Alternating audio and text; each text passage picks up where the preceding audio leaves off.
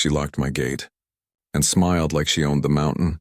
That was the moment I realized this wasn't just about rules, and it was war. I'd been gone 3 days for work, and when I came back, a shiny steel padlock hung on my cabin gate, with a bright orange HOA notice taped beside it. Access restricted. Violation of community policy. Community policy? This was my land. I ripped the paper off and stared at the signature, Karen M. Delaney, HOA President. Of course. She'd been pushing me for months to regularize my cabin under her so-called mountain community. But my property was never part of that HOA. I lived across the creek. My land had its own deed. And more importantly, I held the title to the only bridge that connected the entire community to the highway. When I saw her walking down the road that morning, clipboard in hand, phone ready to record, I knew she'd come looking for a fight. "You can't just tear down our notice," she snapped, keeping that smug half-smile. "This gate is sealed until further notice." "You're trespassing, sir." "On my own land," I said. "You're out of your mind." She tilted her sunglasses. "Your cabin violates environmental code." "We had complaints." "You're contaminating the creek," I laughed, a slow, bitter one. "That creek feeds your homes, Karen. You sure you want to play this game?" She leaned in. "The HOA makes the rules here. If you want access again, come to our office. We'll review your case." That word, review, told me everything. It wasn't about safety or code. It was about control. She thought locking me out would force me to bow down. But what she didn't know was that the bridge she and her perfect little board members used every day, the one their delivery trucks, landscapers, and mail vans crossed, was sitting on my property line. And I held the original title deed. That night, I didn't sleep. I just sat on the porch staring at the padlock gleaming under my floodlight. My dog growled low every time a car passed on the ridge. I could feel something coming. The next morning, I woke up to shouting. Karen and 2 men in yellow safety vests were standing at the bridge entrance, taping off the sides with bright orange tape that read, "Private Road, HOA Access Only."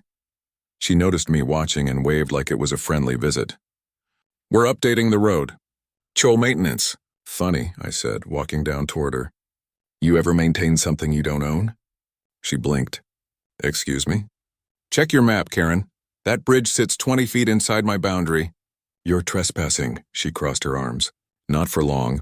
That was the moment I knew she'd already filed something. Probably fake documents, maybe a complaint to the county. People like her never stop at words. They use bureaucracy like a weapon. 2 days later, I found a bright envelope in my mailbox. Notice of violation. Unauthorized structure affecting public access. It was from the county, but attached inside was a printed HOA letter, signed by Karen. She'd used her fake authority to report me for blocking her bridge. That's when I stopped reacting and started planning. I called my lawyer, an old friend from my days as a state surveyor. He laughed when I told him, "They're building their own trap," he said. "If that bridge's deed is in your name, she's sealing herself in." And that was exactly the plan forming in my head. The next morning, I went down to the bridge early, before sunrise. The fog was thick, curling around the wooden rails. I walked to the middle, ran my hand over the old iron plate with my grandfather's initials carved into it. This bridge wasn't just property. It was legacy. Then I drove a fresh steel stake at the entrance, hung a simple sign that said, "Private access, owner controlled." By noon, half the HOA was outside taking pictures, calling the sheriff, and screaming about illegal closure. Karen was pacing like she was losing her mind. She finally yelled across the creek, "You can't block community access." I shouted back, "You sealed my gate." "I sealed my bridge." She froze. For the first time, she didn't have an answer. But the real twist, she had no idea what was coming next, because my lawyer had just filed the original survey maps proving that every inch of her private road started on my deeded land, and I had proof the HOA had been using my bridge without any right for years. What happens when the queen of control realizes she's the one trapped inside her own kingdom? Tell me in the comments. If someone tried to lock you out of your property, how far would you go to take it back? Karen didn't take long to strike back.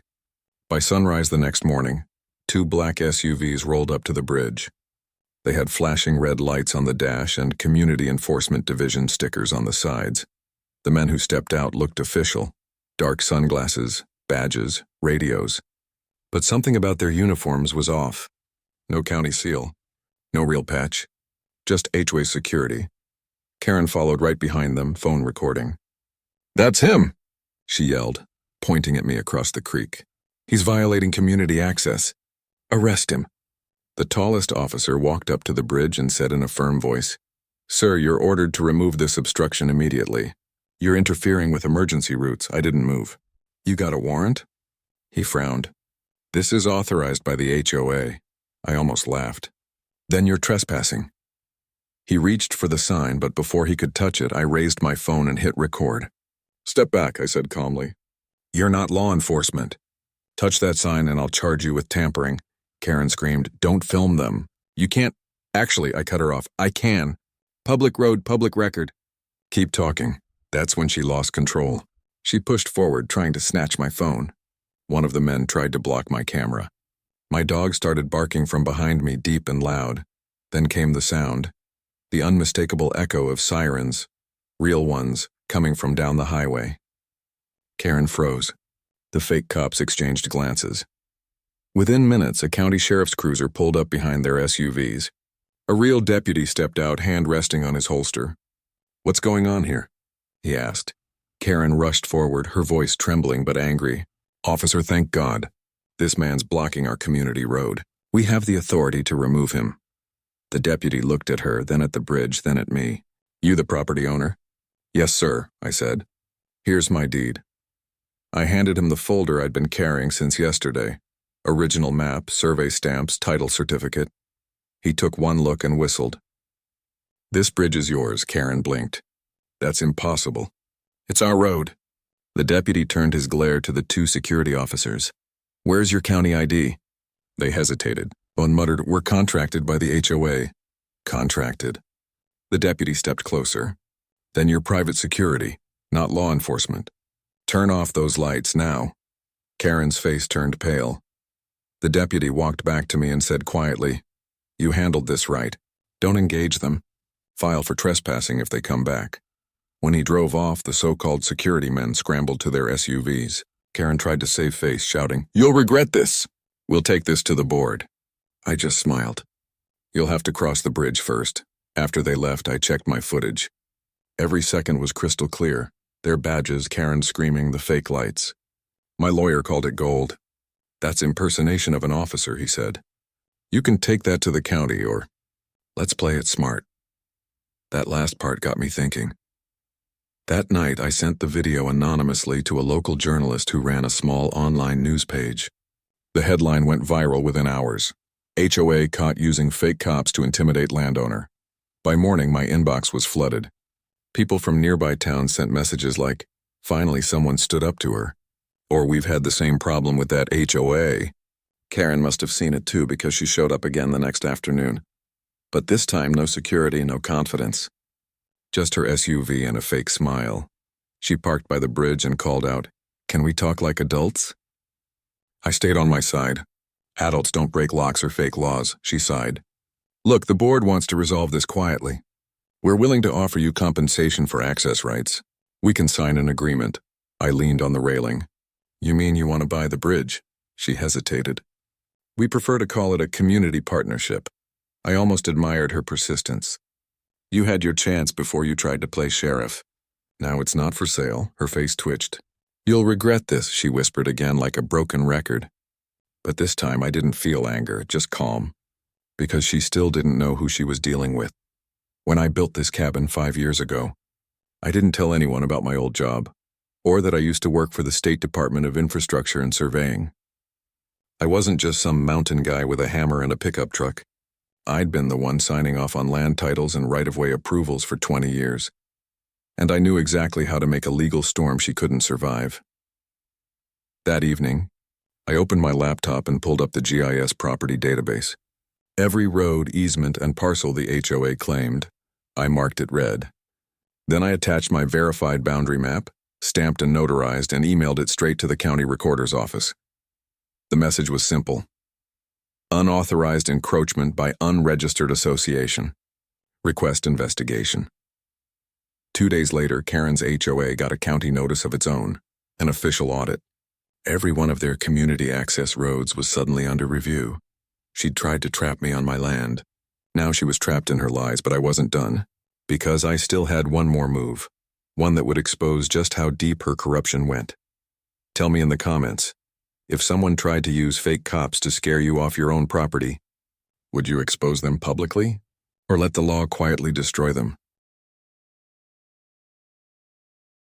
The first sign that the county had moved fast came 3 mornings later. A white government truck stopped by the bridge.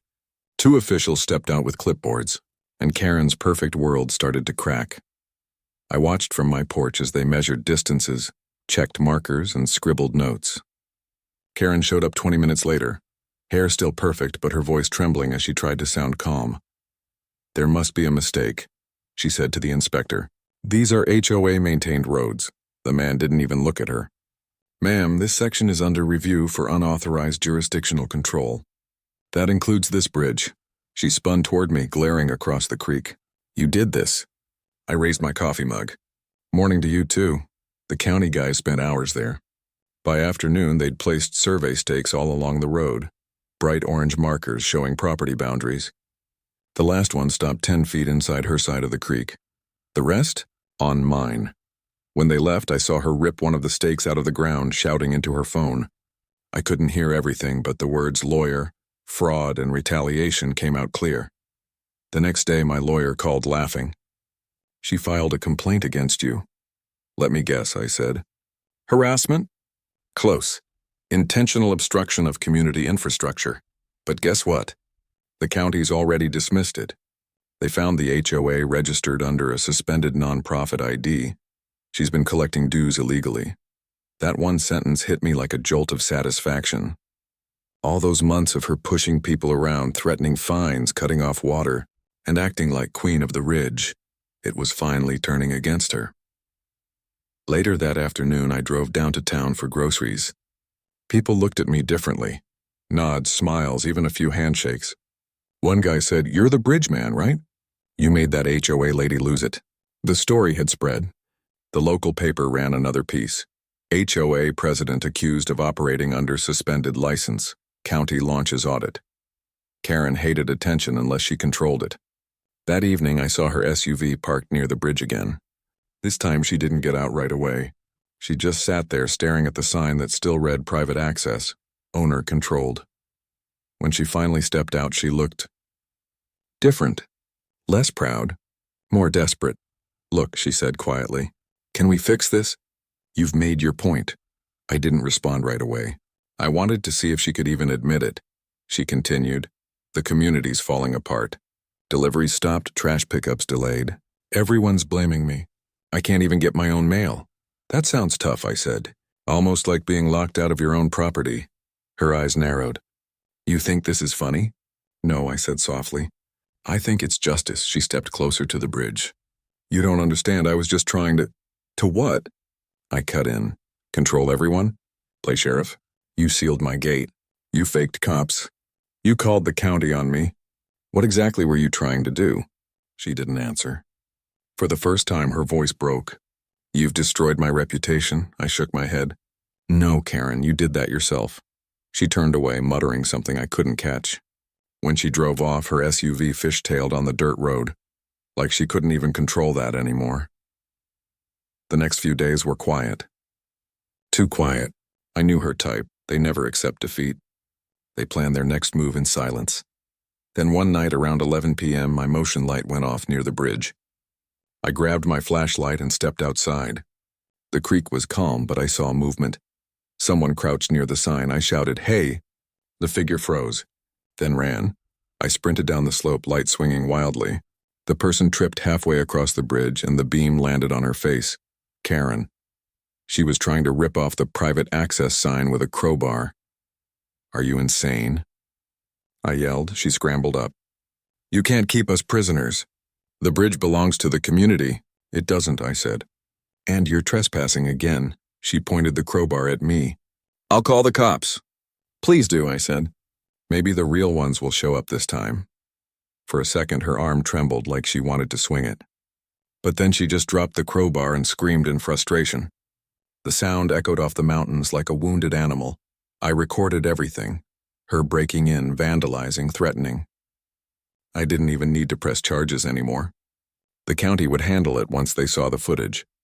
The next morning, I sent the video straight to my lawyer. 2 hours later, he forwarded it to the county investigator. That afternoon, I got a call from a reporter.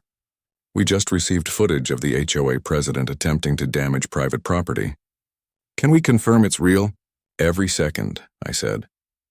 By evening, it was all over the news. Again. Karen's name was trending locally, and people from other communities started commenting online about their own HOA nightmares. It wasn't just a story anymore. It was a movement. And while everyone else was watching her crumble, I sat on my porch, coffee in hand, watching the sunset hit that same bridge she tried to take from me. But something told me this wasn't over yet. Because I'd just received an anonymous email, no name, no message, just one attachment. A document titled HOA Bridge Easement Contract on Pending Signature. Someone inside her board was about to betray her. Tell me in the comments, if you caught your worst enemy trying to destroy what's yours, would you forgive them once they fell, or let karma finish the job? The email sat in my inbox like a quiet bomb. I opened the attachment slowly. It was a scanned agreement titled Bridge Easement Contract, Pending Signature. The names below were familiar. Karen M. Delaney, HOA President, and 3 board members. But at the bottom, in faint handwriting, someone had added a note. You should know what she's been hiding. I leaned back, heart thudding. Whatever this was, it wasn't from Karen. Someone inside her team had finally had enough. The document showed something shocking. She'd tried to sell temporary access rights across my bridge to a private developer planning luxury cabins further up the ridge. The HOA would get $200,000 in community funds. None of the homeowners knew. She wasn't protecting the neighborhood. She was cashing it out. I forwarded the file to my lawyer with a short message. We're done playing defense. That evening, he called back. We'll give this to the county first thing in the morning. Fraud, unauthorized contract, misuse of funds. This'll bury her. But I didn't want her buried quietly. I wanted the truth to come out where everyone could see it. So I did something she'd never expect. The next day, I attended the monthly HOA meeting, the same one I'd been banned from months ago. It was held in the community hall, all glass and wood with neighbors sitting in neat folding chairs. Karen stood at the front, still pretending everything was fine. Her smile looked forced. When she saw me walk in, her expression froze. You can't be here, she said sharply. I smiled back. Actually, I can. And I brought something the board should see. Murmurs spread across the room. I walked up, placed a stack of printed papers on the table, and turned toward the crowd. While your president was accusing me of blocking the community, I said, she was signing a deal to sell your access rights to a developer, using a bridge she doesn't even own. Karen's face drained of color. That's a lie, she shouted. I flipped the page to show her signature bold and clear.